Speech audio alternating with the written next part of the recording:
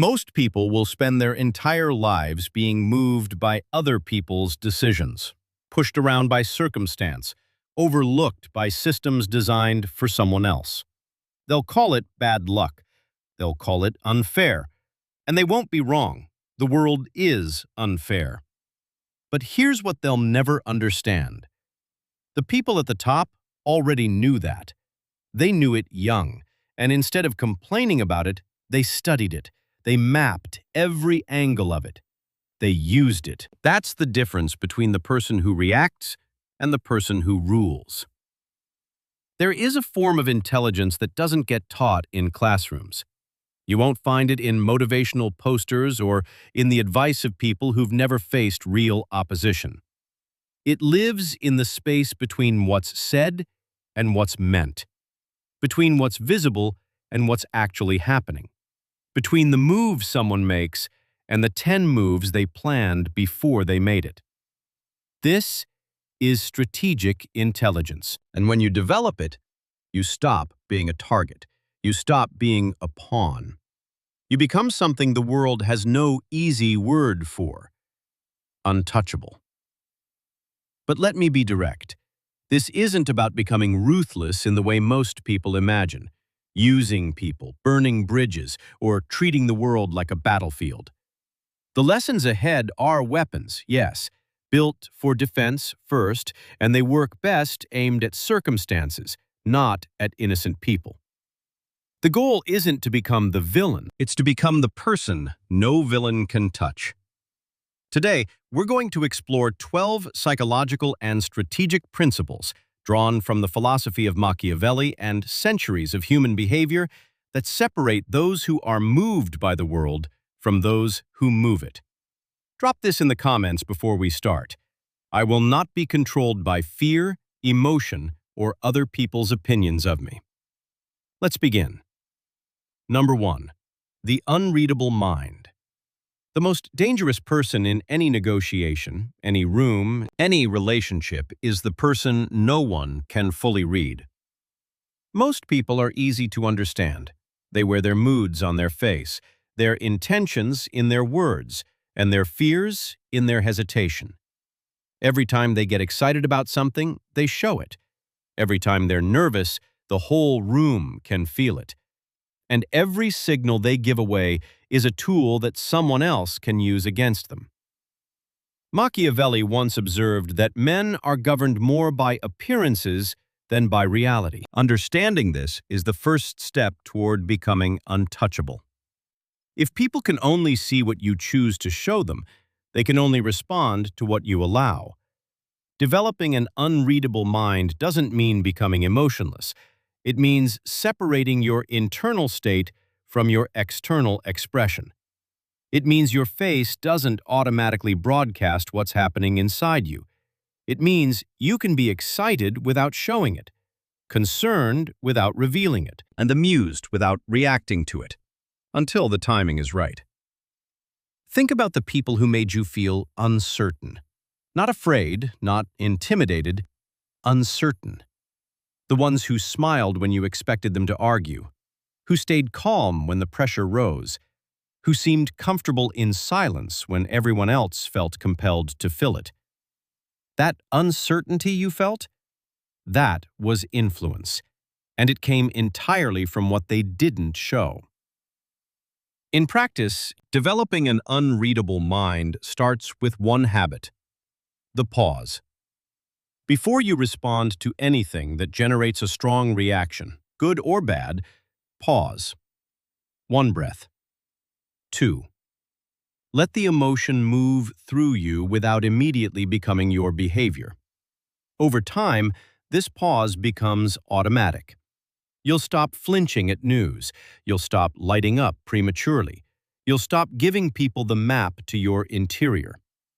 When you master this, your responses carry more weight because they're controlled. Your enthusiasm, when you finally show it, signals something real. Your anger, when it surfaces, lands differently because people know you don't reach for it easily. An unreadable mind doesn't make you cold. It makes you powerful in a way most people never achieve, because you control the narrative before anyone else even knows there is one. Number 2. The architecture of trust. Here's something most people misunderstand about influence. It isn't built by impressing people. It's built by making people feel safe. Everyone is walking around with invisible armor. Experiences that taught them people can't be trusted, promises get broken, and vulnerability leads to pain. Before anyone will truly follow you, believe in you, or open themselves to your leadership, they need to feel that you're safe. Not weak, not easy, safe. Machiavelli understood that a leader who makes people feel secure earns more loyalty than one who simply demands it. Loyalty built on safety outlasts loyalty built on fear, because fear produces obedience, but safety produces commitment. The architecture of trust is not built in grand gestures. It's built in small, consistent moments. It's built when you do what you said you'd do, even when it would have been easy not to. When you protect someone's confidence, even when sharing it would benefit you socially. When you tell the truth about a situation instead of the comfortable version of it. When you show up, not dramatically but dependably. People are watching all the time, not consciously, but they're cataloging how you behave when no one's looking, how you treat people who can't do anything for you, how you handle moments when your character is tested quietly. These observations stack up over time and form the foundation of your reputation. Not the reputation you announce, but the one people whisper about when your name comes up. There's a technique called consistent presence. It means showing up at the same quality in every interaction, whether you're being watched by 1,000 people or by one. Whether the person in front of you is important to your goals or completely disconnected from them. Consistent presence tells people what you see is what you always get. And that reliability, in a world full of people who perform differently based on audience, is magnetic. Build trust slowly, on purpose. Protect it like currency, because it is. Number 3. The strategy of controlled intensity. Average people run at the same energy level in every situation. They bring all of themselves to everything all the time. The result is that people around them stop being able to feel the difference between what's urgent and what isn't, between what matters and what's background noise. Strategic people understand that intensity is a resource, and like any resource, it becomes most valuable when it's managed carefully. Machiavelli wrote about the importance of timing and proportion in the application of force. He understood that overwhelming every situation with maximum effort doesn't produce maximum results. It produces noise. The art is in knowing when to press and when to hold, when to accelerate and when to be completely still. Controlled intensity works in every domain. In conversation, it means being genuinely present and engaged, not performing engagement, but actually listening. And then, allowing yourself to go quiet when others are speaking. The person in the room who listens more than they speak is always more powerful than the person competing for airtime. They know more. They reveal less. They control the rhythm. In professional environments, it means being the person whose effort is visible when it counts and invisible in the moments that don't require performance. Not lazy, strategic. There's a version of working hard that exhausts everyone around it, and a version that builds quiet authority. The difference is usually not in how much you do, but in what you choose to prioritize. In relationships, controlled intensity means not giving the same depth of attention to everyone equally. Your closest inner circle should feel the full weight of your presence. Acquaintances and casual connections should experience warmth and competence, not distance, but not the same access that you give to those who've earned deeper trust. When you manage your intensity deliberately, something interesting happens.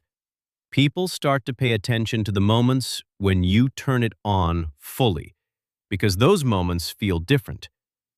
Your full engagement becomes a signal, a reward, and people who want that signal from you will work to earn it. Number 4, the principle of positioned patience. Most failures in strategy aren't failures of intelligence, they're failures of timing.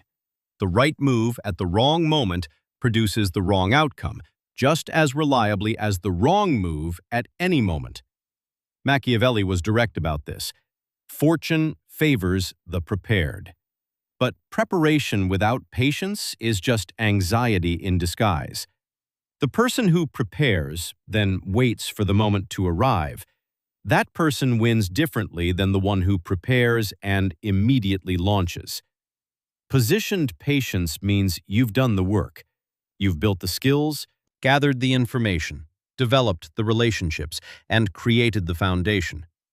Now, you wait for the conditions that make your move devastating in its effectiveness, rather than merely good.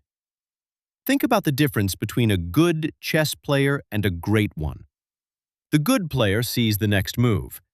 The great player sees the architecture of the game several moves ahead and positions their pieces so that when the moment arrives, their advantage is overwhelming. They didn't get lucky.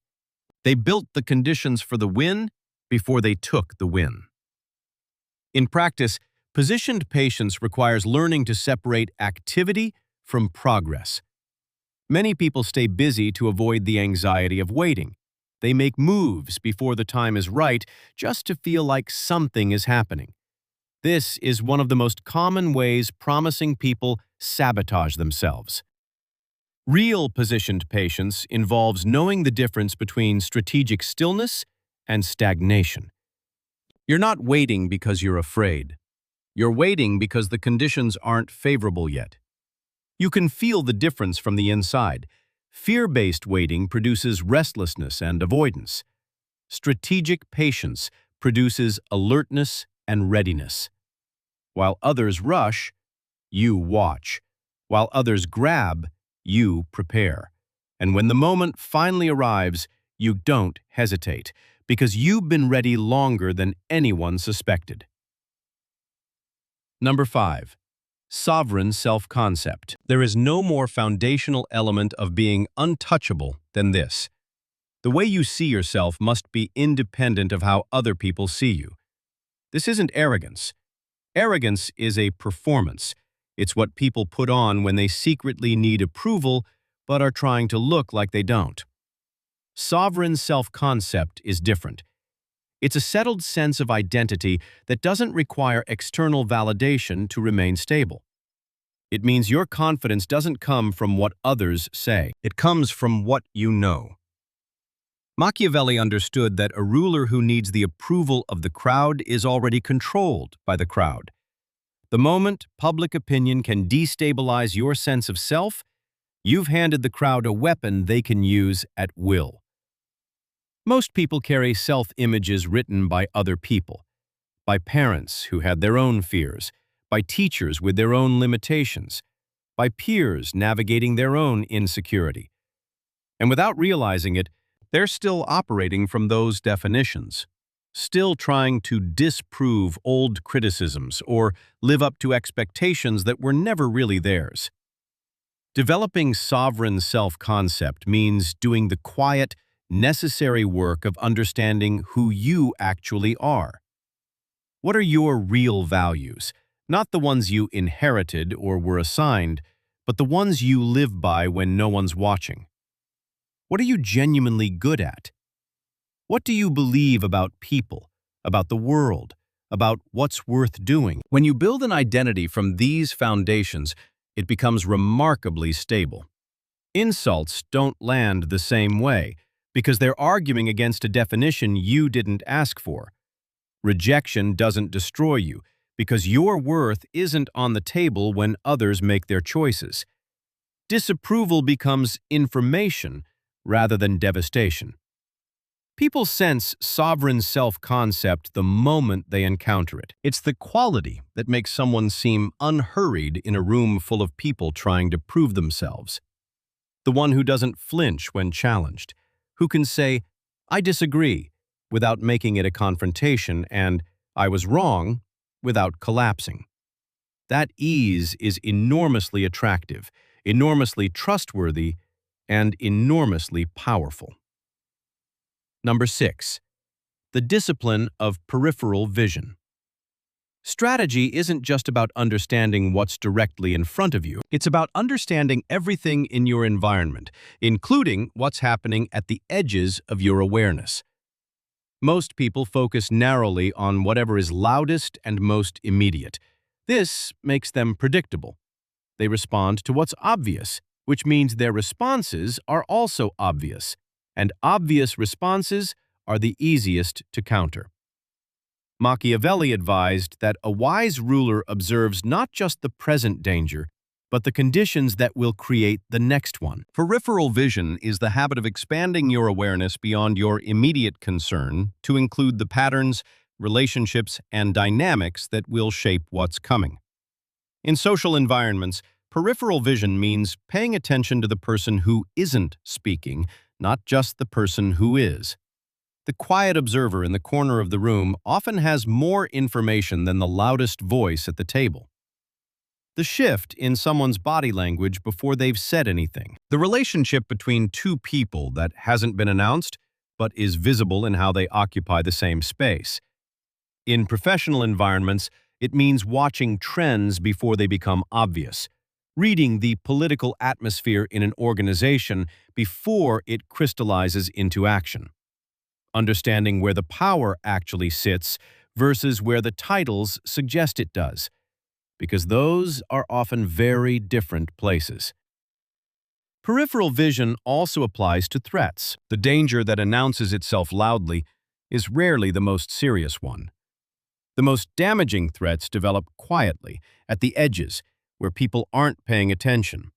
The person who seemed harmless, the pattern that seemed minor, the slow erosion that nobody was monitoring because nothing dramatic was happening. Develop peripheral vision by making it a practice to ask regularly, what's happening that I'm not focused on? What are people around me concerned about that they haven't raised directly? What's changing slowly that I should know about? This wider view is what separates reactive people from strategic ones. Reactive people respond to what's in front of them. Strategic people respond to what's coming, and they've usually already prepared before it arrives. Number 7. Masterful framing. Nothing is neutral. Every conversation, every interaction, every situation arrives pre-framed by the first person who named it. And the person who controls the frame controls the entire conversation that follows. Machiavelli recognized that perception was not merely an echo of reality. It was, in many ways, more powerful than reality itself. People act on what they believe to be true, not on what is objectively true, which means the person who shapes what others believe holds enormous influence. Framing isn't spin. It isn't deception. It's the understanding that the same situation can be honestly presented in multiple ways, each of which emphasizes different aspects and leads to different responses. Consider the difference between these two statements about the same fact. We're behind schedule versus we've identified where we need to concentrate our final push. Both are true. Both are honest. One produces anxiety and blame. The other produces focus and momentum. A leader with masterful framing knows which one to use and when. Or consider how you introduce yourself in a professional context. The facts of your experience don't change, but whether you lead with your specialization, your versatility, your track record, or your vision shapes how people receive everything that comes after. In conflict situations, masterful framing changes the terrain entirely. Instead of entering a disagreement as a battle over who's right, you can frame it as a shared problem you're both trying to solve. That framing shift immediately reduces defensiveness because it removes the binary of winner and loser. People can accept a solution they helped discover much more easily than a verdict handed down from above.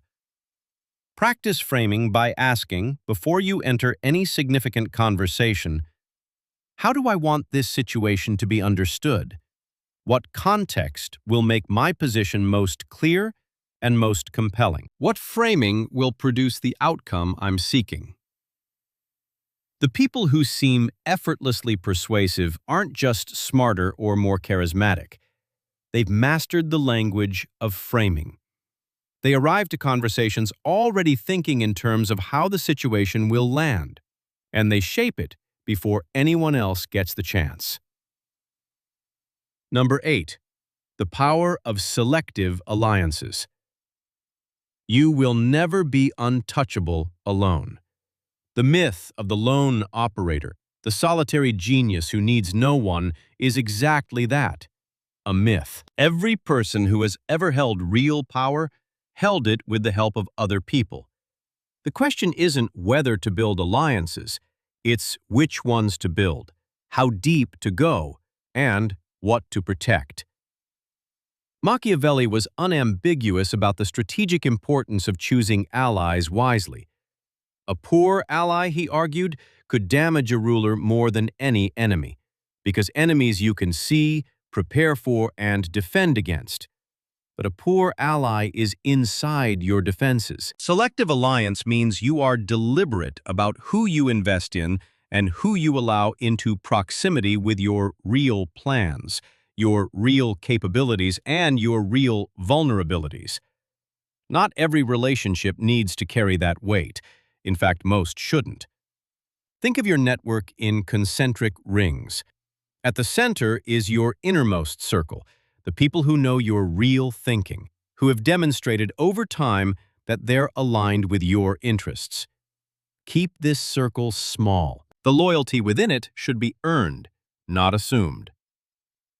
The next ring is your collaboration community, people you work with effectively, whose values align enough to make cooperation productive. They have access to your work, not your plans. Beyond that is your broad network, contacts that may become relevant. Maintain warmth and professionalism here, but never mistake familiarity for trust. Not everyone who presents themselves as an ally is one. Some people want access to you because of what they can extract, skilled at appearing aligned while quietly gathering information or keeping you close to control what you can do. Learn to distinguish between people who want to build with you and people who want to benefit from you. The former add to your capacity, the latter drain it. And the sooner you learn to make that distinction, the more protected your inner work becomes. Number 9. Immunity to provocation. One of the oldest and most effective strategies for undermining a capable person is simple. Provoke them into reacting poorly, then let the reaction do the damage. This works because most people have triggers they haven't examined, insults that reliably ignite them, situations that predictably make them lose their composure. And once an opponent knows your triggers, they own a remote control for your behavior. Machiavelli observed that a ruler who is easily stirred to anger becomes predictable, and a predictable ruler becomes manageable. The goal isn't to eliminate emotion. The goal is to never let another person choose when and how your emotions surface. Immunity to provocation doesn't mean becoming a stone. It means developing the gap between stimulus and response wide enough that your behavior is always chosen, never automatic. It means you can feel the anger, the frustration, the sting of an insult, and none of it has to become your next action. In practice, this requires knowing your triggers before anyone else does. What makes you defensive? What causes you to reach for reactions that later embarrass you? The person who knows their own triggers has already diffused much of their power. The next step is developing a response to those situations that is cooler and more calculated than your first instinct. When someone provokes you in a meeting, your first instinct might be to counter immediately. The strategic response is often to do nothing, or to do something unexpected that the provocation didn't account for. Silence is one of the most powerful responses to provocation in existence. It doesn't give the provocateur what they want, it doesn't escalate the situation, and it communicates something unmistakable. You weren't moved. In a room where someone expected to destabilize you, remaining completely stable communicates a kind of power that no sharp rebuttal can match. The person who can be provoked has limits. The person who cannot be provoked is, in the truest sense, untouchable. Number 10. The invisible hand of contribution. Real influence rarely announces itself. The person demanding credit in every room is usually the person with the least of it. Real leverage, the kind that endures, is built through consistent, visible contribution that doesn't require recognition to produce it. Machiavelli wrote about the importance of a prince becoming indispensable, of making themselves so woven into the functioning of their environment that removing them creates a gap nothing else can easily fill. That kind of value isn't created through performance. It's created through consistent, genuine contribution. The invisible hand of contribution works like compound interest. Each individual act of value is small, but stack them consistently over months and years, and the result is a reputation so deeply embedded that it doesn't need you to defend it. Other people defend it for you. Other people cite it when your name comes up.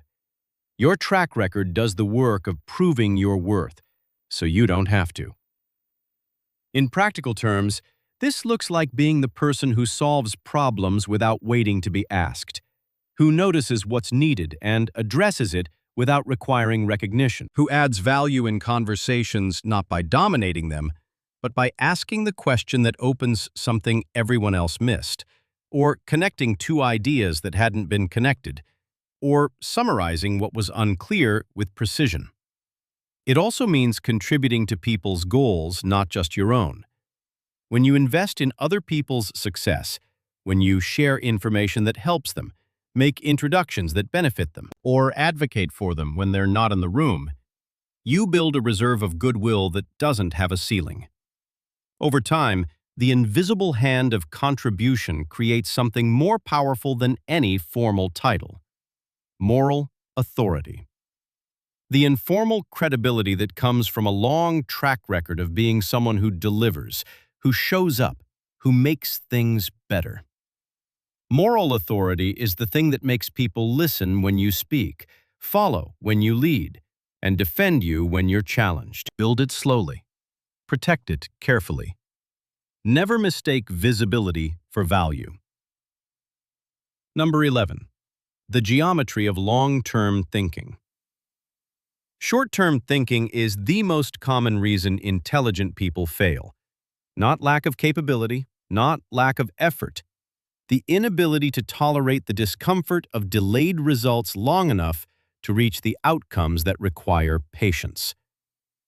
Machiavelli wrote that a wise ruler must sometimes accept present difficulty to secure future stability. He understood that the map of real success is rarely linear. The path is longer than it appears from the beginning, requires more from you than you initially planned, and often demands that you accept short-term costs in service of long-term positioning. The geometry of long-term thinking is the ability to see the entire arc of a situation, not just the next move, but the shape of the game 5, 10, 20 moves ahead, and then to make decisions in the present that serve that distant geometry, even when those decisions are uncomfortable now. In careers, long-term thinking looks like choosing opportunities based on what they build toward rather than what they pay immediately. taking the role that develops a critical skill over the one that offers immediate prestige. Staying in a learning environment a little longer than is comfortable because you know the education is compounding. In relationships, long-term thinking means investing in people early, before they're obviously valuable, and maintaining those relationships through periods when there's no immediate benefit. The person who is only present when something is needed isn't building a network. They're making withdrawals without deposits, and eventually, the account runs dry. In decision-making, long-term thinking means asking not just, what does this get me today, but what does this make me tomorrow? Because every choice you make either builds toward the person you're becoming or reinforces patterns that limit that person's emergence. The people who are genuinely untouchable aren't untouchable because of what they have right now. They're untouchable because of what they've been building for years, in ways that most people never noticed because most people weren't watching that far ahead. Play the long game. It's the only game where the house doesn't always win. Number 12. The identity of the unmovable. Everything we've covered comes down to this final principle, and in many ways, it's the one that makes all the others possible. You cannot be controlled. You cannot be fully predicted. You cannot be lastingly threatened. You are not a product of circumstances, not a function of other people's choices, not dependent on outcomes you don't control. This is not a claim you make aloud. It's a state you inhabit, a way of moving through the world that speaks for itself before you ever open your mouth. Machiavelli's deepest insight wasn't about tactics. It was about the nature of power itself. He understood that real power isn't taken, it's built, from the inside out, through the accumulation of self-mastery, strategic understanding, and psychological independence that most people never pursue because it's harder than taking the easier route. The identity of the unmovable person doesn't mean being rigid. Rigid things break. It means being rooted, deeply rooted in your values, your direction, your sense of self, so that external turbulence, criticism, failure, opposition, rejection, can move around you without moving you. This identity is built through everything else we've discussed, through maintaining an unreadable interior, through building trust on a foundation of consistency, through knowing your triggers and expanding the space between stimulus and response, through contributing without requiring credit, through thinking beyond the immediate horizon, through selecting your allies carefully and your self-concept independently. When these qualities stack together over time, something shifts in how you occupy space in the world. You stop needing to prove yourself because you've already proved it to the only audience that matters. You stop fearing failure because you've developed enough capacity to recover from it. You stop being controlled by other people's opinions because your sense of self doesn't require their endorsement. People feel this quality immediately when they encounter it. They're drawn to it and sometimes unsettled by it. Because the person who cannot be moved, who cannot be manipulated, threatened, or controlled represents something both rare and powerful. Someone who has genuinely done the work. Here is what you do now. You've just encountered 12 principles that have the capacity to fundamentally change how you operate. But reading them isn't the same as living them. Knowledge without application is decoration. Pick the one principle that hit hardest, the one that made you feel something: recognition, discomfort, clarity, challenge. That feeling is data. It's telling you where your edge is. For the next 10 days, apply that one principle consciously. Notice what changes. Notice how people respond differently. Notice what you start seeing that you couldn't see before. Then, move to the next. This isn't a quick transformation. The things that made you vulnerable were built over years. The things that make you untouchable will take time too. But they will be built, if you choose to build them.